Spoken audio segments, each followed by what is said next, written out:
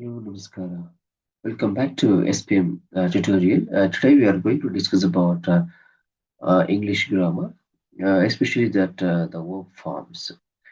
I think you know that this is helping verbs and as well as verbs. Uh, this is V1, V2, V3 like this verbs, action word we call that. Okay, so in this topic, especially finite and non-finite ಅಂತ ನಾವು concept ಇದೆ. ಆ ನಾನ್ finite ಬಗ್ಗೆ ನಾನು ಹೇಳ್ತಾ ಹೋಗ್ತೀನಿ. So ನಾನ್ finite ಅಂದ್ರೆ ಏನು, ಅದು ಹೇಗಿರುತ್ತೆ, ಯಾವ ತರ ಯೂಸ್ ಮಾಡಬೇಕು, ಮತ್ತೆ ಎಕ್ಸಾಮ್ ನಲ್ಲಿ ಯಾವ ತರ ಕ್ವಶನ್ಸ್ ಬರ್ತದೆ ಅಂತ ಹೇಳಿ ನಾನು ನಿಮ್ಗೆ ತಿಳಿಸ್ತಾ ಹೋಗ್ತೀನಿ. ಓಕೆ, ಫಸ್ಟ್ ಇಲ್ಲಿ ಫಸ್ಟ್ ಎಕ್ಸಾಂಪಲ್ ನೋಡೋಣ. ಸೊ ಇಲ್ಲಿ before going to the class I request you to complete the video. Yes, ನೀವು ಕಂಪ್ಲೀಟ್ ಈ ಒಂದು ವಿಡಿಯೋನ ವಾಚ್ ಮಾಡಿದ್ರೆ ನಿಮ್ಗೆ ಅರ್ಥ ಆಗೋದು. ಎಷ್ಟೊಂದು ವಿಡಿಯೋಸ್ ನಾನು ಆಲ್ರೆಡಿ ಅಪ್ಲೋಡ್ ಮಾಡಿದ್ದೀನಿ. ಆರ್ಟಿಕಲ್ಸ್ ಆಗ್ಬೋದು, ಅಬ್ಜೆಕ್ಟಿವ್ಸ್ ಆಗ್ಬೋದು, ವರ್ಡ್ ಆರ್ಡರ್ಸ್ ಆಗ್ಬೋದು, ಅಂದ್ರೆ ಅಲ್ಲಿ ಒಂದು ಸೆಂಟೆನ್ಸ್ ಹೇಗ್ ಮಾಡಬೇಕು ಎಲ್ಲವೂ ಪ್ರತಿಯೊಂದನ್ನು ಕೂಡ ನಾನು ಹಾಕಿದ್ದೀನಿ. ಸೊ ಅದನ್ನ ನೀವು ಫಾಲೋ ಮಾಡ್ತಾ ಹೋಗಿ, ಮತ್ತೆ ಅದನ್ನ ನೋಟ್ ಮಾಡ್ಕೊಳ್ಳಿಕ್ಕೆ ಮರಿಬೇಡಿ. ಓಕೆ, ಯಾವ್ದೆಲ್ಲ ನಿಮ್ಗೆ ಟಫ್ ಅನ್ಸುತ್ತೆ ಅದನ್ನ ನೀವು ಆದಷ್ಟು ಅದನ್ನ ನೋಟ್ ಮಾಡ್ಕೊಂಡು ಮತ್ತೆ ರಿಪಿಟೇಷನ್ ಮಾಡ್ಲಿಕ್ಕೆ ಪ್ರಯತ್ನ ಪಡಿ. ಮತ್ತೆ ಮತ್ತೆ ವಿಡಿಯೋ ನೋಡ್ಲಿಕ್ಕೆ ಆಗಲ್ಲ, ಹೌದಲ್ವಾ? So whenever you get free, just you watch this video and note this especially. Okay, key points ಮಾಡ್ಕೊಂಡ್ರೆ ನಿಮ್ಗೆ ಬೆಸ್ಟ್ ಅಂತ ಹೇಳಿ ನಾನು ಇಷ್ಟಪಡ್ತೀನಿ. Okay, so here the first one, she asked Steve Dasher urgently. She asked Steve calling her urgently. Call or to call. Okay, she here asked, this is a V1, sorry, V2. Okay, asked is a V2. So V2 formal ಇದೆ, that means past tense ಇದೆ. Okay, past tense ಇದೆ. ಈಗ she asked Steve dash her urgently to call her urgently. To call. So ಇದು ಯಾವ tense ಅಂತ ಇಲ್ಲ, no tense. So ಅದನ್ನ ನಾವು ಏನಂತ ಕರಿತೀವಿ, ನಾನ್ ಫೈನೈಟ್ ಅಂತ ಕರಿತೀವಿ. ಯಾವ ವರ್ಬ್ ಯಾವ ಟೆನ್ಸ್ ಅಲ್ಲೂ ಕೂಡ ಪರ್ಟಿಕ್ಯುಲರ್ ಆಗಿ ಹೇಳಲಿಕ್ಕಾಗಲ್ವೋ, ಅಥವಾ ಎಲ್ಲಾ ಟೆನ್ಸ್ ಅಲ್ಲೂ ಕೂಡ ಅದನ್ನ ಯೂಸ್ ಮಾಡ್ತೀವಿ, ಆದ್ರೆ ಇಂಥದೇ ಟೆನ್ಸ್ ಅಂತ ಹೇಳಿ ಪರ್ಟಿಕ್ಯುಲರ್ ಆಗಿ ಮೆನ್ಷನ್ ಮಾಡ್ಲಿಕ್ಕೆ ಆಗಲ್ಲ. For example hoist, it is a past tense ಅಂತ ಹೇಳಿದೆ ಅಲ್ವಾ. ಹಾಗೆ ಟು ಕಾಲ್ ಅಂತಕ್ಕಂಥದ್ದನ್ನ ಯಾವ ಟೆನ್ಸ್ ಅಂತ ಹೇಳಲಿಕ್ಕೆ ಆಗಲ್ಲ. So you cannot say particularly which sentence it belongs to. Okay, that's why we call that non-finite verbs anta ಕರಿತೀವಿ. What is that? Non-finite verbs ಅಂತ. Okay, so here she asked Steve to call her urgently. Okay, next I told her call me back. I told her to call me back. Okay, I told her to call me back. I told her to call me back. Right. This is also non-finite. Okay, I told her to call me back. So ಇದು ಯಾವ tense ಆದ್ರೂ ಆಗ್ಲಿ, actually ಇದು V2 ಇದೆ, first tense. Okay, so next ಇಲ್ಲಿ word form ಹೇಗೆ ಬರುತ್ತೆ ಅಂದ್ರೆ ಟು ಕಾಲ್ ಅಂತಾನೆ ಬರಬೇಕು. ಏಕೆಂತಂದ್ರೆ ಅದನ್ನ ನಾವು ನಾನ್ ಫೈನೈಟ್ ಆಗಿ ವರ್ಕ್ ಮಾಡ್ತೀವಿ. ಇದು ಫೈನೈಟ್ ವರ್ಬ್ಸ್. ಓಕೆ, ಈ ತರದ ಕ್ವೆಶನ್ಸ್ ಗಳು ನಿಮ್ಗೆ ಬರ್ತವೆ. ಸೊ ಅಂತಹ ಸಮಯದಲ್ಲಿ ನೀವು ಅರ್ಥ ಮಾಡ್ಕೋಬೇಕು, finite and non finite verbs ನ ಇಲ್ಲಿ ಫೈಂಡ್ ಔಟ್ ಮಾಡ್ಲಿಕ್ಕೆ ಹೇಳ್ತಿದ್ದಾರೆ ಅಂತ ಅರ್ಥ ಮಾಡ್ಕೋಬೇಕು. For next, I told the boy to say. I told the boy, ಹೇಳಿದೆ ಹುಡುಗನಿಗೆ. For what? To say it again, ಮತ್ತೆ ಹೇಳೋದಕ್ಕೆ ಅವನಿಗೆ ಹೇಳಿದೆ. ನೋಡಿ, ಅರ್ಥ ಮಾಡ್ಕೊಂಡ್ರೆ ಈಸಿ ಆಗುತ್ತೆ. To say again, to say it again. So to say it is the answer. Next, she taught us what? To follow. ನೋಡಿ, ಒಂದು ಈಸಿಯಾಗಿ ಕಲ್ತ್ಕೊಂಡ್ರೆ ಎಲ್ಲವೂ ಈಸಿಯಾಗಿ ಅರ್ಥ ಆಗುತ್ತೆ, ಮತ್ತೆ ಸಾಲ್ವ್ ಮಾಡ್ಲಿಕ್ಕೂ ಕೂಡ ತುಂಬಾ ಈಸಿ ಆಗುತ್ತೆ. She taught us to follow the rules. You see, to follow the rules. Okay, students, here ಇಲ್ಲಿ non-finite verbs.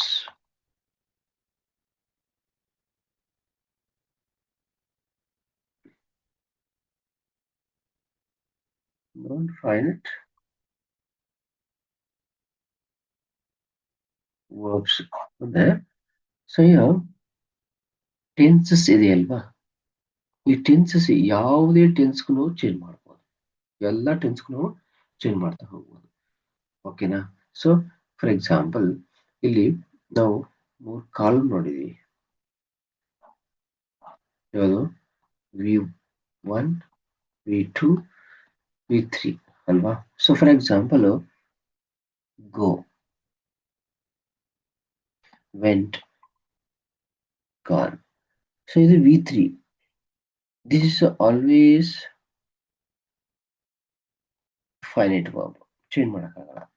ಇದು ಅಷ್ಟೇ, always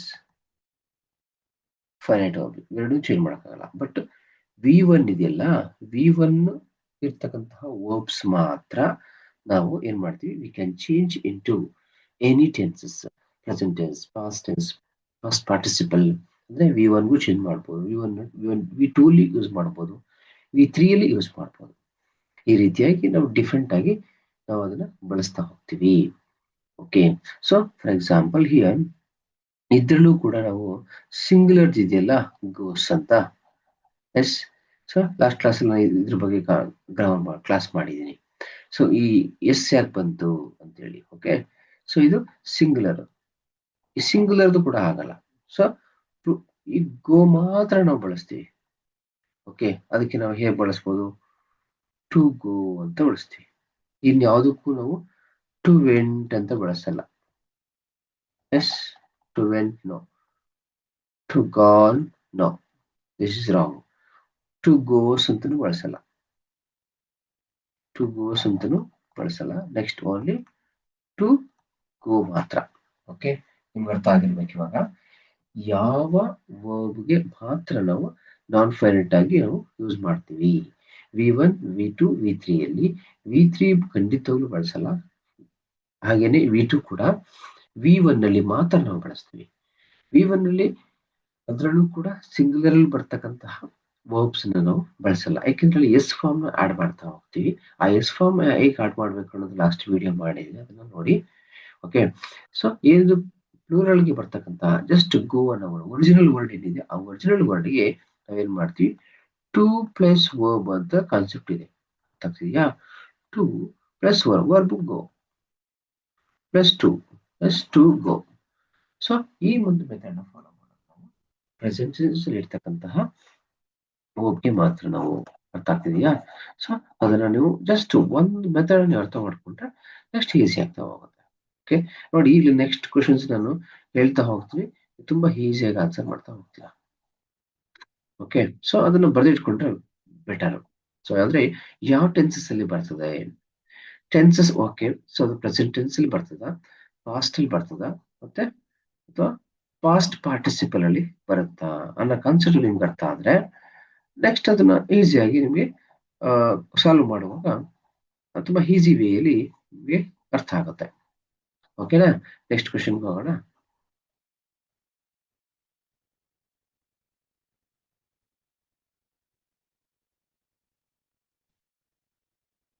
Okay, question number 5.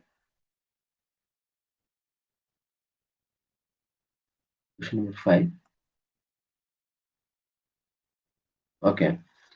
The man ordered them. The man ordered them, saying there, to say there, waiting there. Ready? The man ordered. Ordered ಮಾಡ್ದ. So this is a V2. Yes. ಮಾಡ್ದೆ. Why? ಯಾಕೆ? Stay ಆಗ್ಲಿಕ್ಕೆ. ನೋಡಿ, stay, to stay. ನೋಡಿ ಎಷ್ಟು easy ಆಯ್ತು.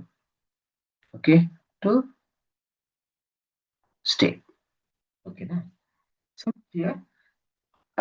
Ordered ಅನ್ನೋದು V2 ಆಗುತ್ತೆ. Yes, Alright, stay is a present. Yes.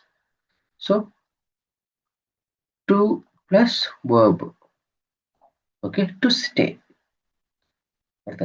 Next, I advised Mary. Advised Mary actually. Okay, I advised Mary. Advised Mary. Mary. I advised Mary. Okay, so advised Mary. ಯಾಕೆ ಏನು advise ಮಾಡಿದ್ರು? Smoking. What? Stop smoking. To stop. Okay, to stop. Okay, ನೀವು ಈ ತರ ಎಲ್ಲ ಬರುವಂತಹ ಎಷ್ಟು ಕ್ವಶನ್ಸ್ಗಳು ಕೂಡ ನಿಮಗೆ ಅದಕ್ಕೆ ಸಂಬಂಧಪಟ್ಟದ್ದು. ನೋಡಿ, ಈಗ 7th ಕ್ವಶನ್ ನೀವೇ ಮಾಡಿ, ಕಮೆಂಟ್ ಮಾಡಿ. He asked me dash him. He asked me helps him ಬರ್ತದ ನೋಡಿ, ಬೇಗ ಕಮೆಂಟ್ ಮಾಡಿ. ಹೆಲ್ಪ್ಸ್ ಇದು ಪ್ರೆಸೆಂಟ್ ಟೆನ್ಸ್ ಅಲ್ಲಿ ಸಿಂಗುಲರ್. ಓಕೆ, ಪ್ರೆಸೆಂಟ್ ಟೆನ್ಸ್ ಅಲ್ಲಿ ಸಿಂಗುಲರ್. ಇದು actually finite verb. Okay, finite verbs. Next, to help ಅನ್ನೋದು ನಾನ್ ಫೈನೈಟ್. ಟು ಹೆಲ್ಪ್ ಅದು ಕೂಡ ಅಷ್ಟೇ ನಾನ್ ಫೈನೈಟ್. ಹೌದು, ಹೆಲ್ಪ್ ಅನ್ನೋದು ನಾವು ಹೇಗೆ ಯೂಸ್ ಮಾಡ್ತೀವಿ ಅಂತಂದ್ರೆ ಹೆಲ್ಪ್. ಸೊ ಇಲ್ಲಿ ಸರ್ ಟು ಬಂದಿಲ್ಲ ಆದ್ರೂ ಕೂಡ ನಾವು ಇದನ್ನ ನಾನ್ ಫೈನೈಟ್ ಅಂತ ಬಳಸ್ತೀವಿ. ಯಾವ್ದಕ್ಕೂ ಚೇಂಜ್ ಮಾಡ್ಬೋದಲ್ಲ, ಈಗ ಈ ಹೆಲ್ಪ್ ಇದನ್ನ ಚೇಂಜ್ ಮಾಡ್ಬೋದಲ್ಲ ಅಲ್ವಾ? ಟು ಹೆಲ್ಪ್ ಮಾಡಿದ್ರೆ ಅದು ನಾನ್ ಫೈನೈಟ್ ಆಗುತ್ತೆ. ಸೊ ಹಾಗಾಗಿ ನಾವು ಬಳಸ್ತೀವಿ. Okay, next, they asked us to come to their party. They asked us ನಮ್ಮನ್ನ ಕೇಳಿದ್ರು ಪಾರ್ಟಿಗೆ ಬನ್ನಿ ಅಂತ. To come party, to come their party. Okay, ಅರ್ಥ ಆಯ್ತು ಅಂತ ಅನ್ಕೊಂತೀನಿ. ಓಕೆ,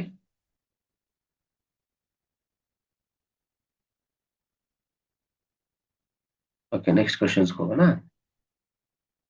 ತುಂಬಾ ಈಸಿ ಮೆಥಡ್ ಇದು, ಬಟ್ ಒಂದ್ಸಲ ಅರ್ಥ ಮಾಡ್ಕೊಂಡ್ರೆ ಸಾಕು.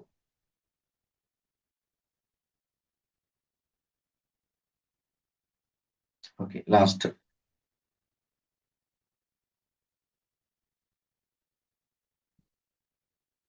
ಆನ್ಸರ್ ಮಾಡಿ, ಅದಕ್ಕೆ ಕಮೆಂಟ್ ಮಾಡಿ. They invited me to the medical conference. They invited me to the medical.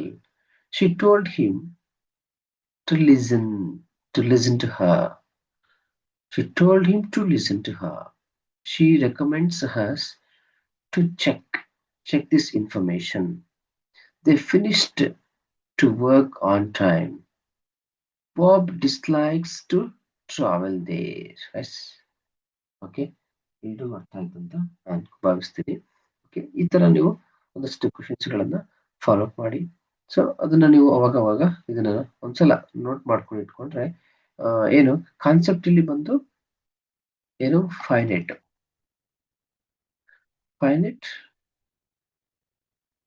Non finite. Okay, this is very important. Finite and non finite. So very simple. ಹೇಗೆ ಅಂತಂದ್ರೆ, ಒಂದು ಆಕ್ಷನ್ ವರ್ಡ್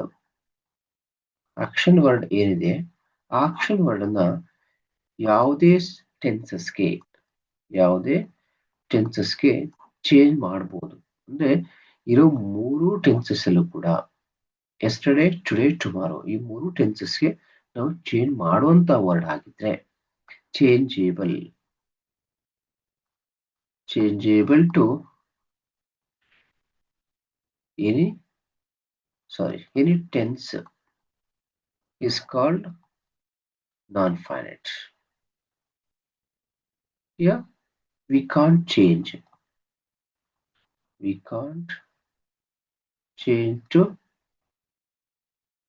any tenses. ಒಂದೇ tense ನಾವು use ಮಾಡ್ತಾ ಹೋಗ್ತೀವಿ. So ಅದನ್ನ ನಾವೇನಂತ ಕರಿತೀವಿ? ಫೈನೈಟ್ ವರ್ಬ್ ಅಂತ ಕರಿತೀವಿ. ಅರ್ಥ ಆಯ್ತಲ್ಲ? So this is the topic. Okay, thank you for watching.